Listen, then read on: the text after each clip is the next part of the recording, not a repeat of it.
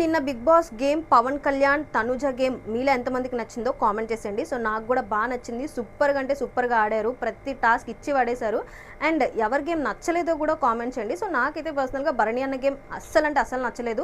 అదేంటి 380 పాయింట్స్ గెలుచుకున్నాడు కదా, 380 పాయింట్స్ గెలుచుకొని బాగా ఆడాడు కదా అని అని అనిపించు మీకు.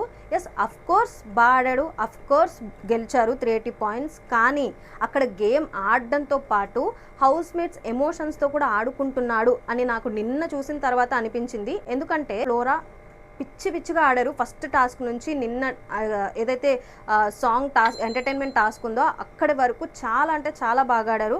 వాళ్ళ స్ట్రెంగ్త్కు మించి ఆడారు. కానీ ఇటువైపు శ్రీజ స్ట్రెంగ్త్ తెలుసు, సుమన్ శెట్టి అన్న స్ట్రెంగ్త్ తెలుసు, కానీ సుమన్ శెట్టి అన్న హెల్త్ వల్ల బాగా ఆడలేకపోయారు. అలాంటి వాళ్ళే లాస్ట్ అంటే 5th స్టేజ్లో ఉన్నారు, వీళ్ళు 4th స్టేజ్లో ఉన్నారు.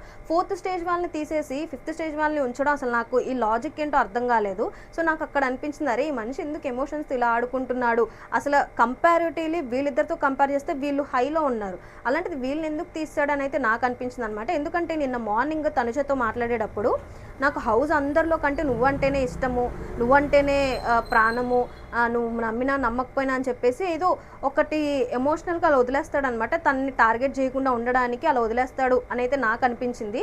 ఈ మనిషి ఎలా ఉంటాడంటే భరణి అన్న హౌస్ అందరితో ఎమోషనల్గా ఎక్స్పెక్టేషన్స్ అనేవి పెంచేస్తూ ఉంటాడు. లాస్ట్కి డొల్ అయిపోద్ది, ఏమి ఉండదు, లాస్ట్లో సపోర్ట్ చేయడానికి కూడా రాడు. సో అక్కడ నాకు అనిపించింది ఎందుకు ఇలా చేస్తున్నాడు భరణి అన్న అని అయితే నాకు అనిపించింది అనమాట. అండ్ నిన్న రితు చౌదరి డెమోన్ పవన్ గేమ్ గురించి మనం మాట్లాడుకునేటట్టయితే వాళ్ళిద్దరు కూడా ఇటు పవన్ కళ్యాణ్ తనుజ ఎంతలాగైతే ఆడారో వీళ్ళిద్దరు కూడా అంత బాగా ఆడారు, ప్రాణం పెట్టి ఆడారు. బట్ లాస్ట్ టాస్క్లో నాకు వాళ్ళిద్దరిని చూడంగానే జాలంటే జాలేసింది.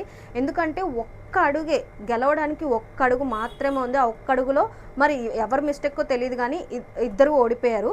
సో అక్కడి వరకు బాగానే ఉంది, బాగా ఆడారు, జాలేసింది, అయ్యో పాపం అనిపించింది, అంతా బాగానే ఉంది. కానీ ఇక్కడ ఫేక్ ఎమోషన్స్ చూపిస్తుంది రీతు చౌదరి. నవ్వు రాకపోయినా నవ్వడం, ఏడుపు రాపోయినా ఏడవడం. ఎందుకు అక్కడ ఏడుపు రాపోయినా కూడా గార్డెన్లో అటు ఇటు తిరిగి ఏడుపు తెచ్చుకొని కళ్ళు పైకి పెట్టి బెడ్రూమ్లోకి వెళ్ళి ఏడ్చేసింది. అక్కడ ఏడుపు రావట్లేదు, బాధ ఉంటుంది, ఓడిపోయినప్పుడు బాధ ఉంటుంది, తప్పులేదు. అంతేగాని ఏడుపు రాపోయినా ఏడుస్తా నన్ను బిగ్ బాస్ హౌస్లోకి పంపిస్తే రీతు చౌదరికి ఇదే సజెషన్ ఇవ్వాలని ఉంది. ఫేక్ ఎమోషన్స్ చూపించకు, జనాలకి నచ్చట్లేదు. అండ్ హౌస్ మేట్స్కి కూడా కొంతమందికి నచ్చదు ముందు వెళ్ళేపాటికి.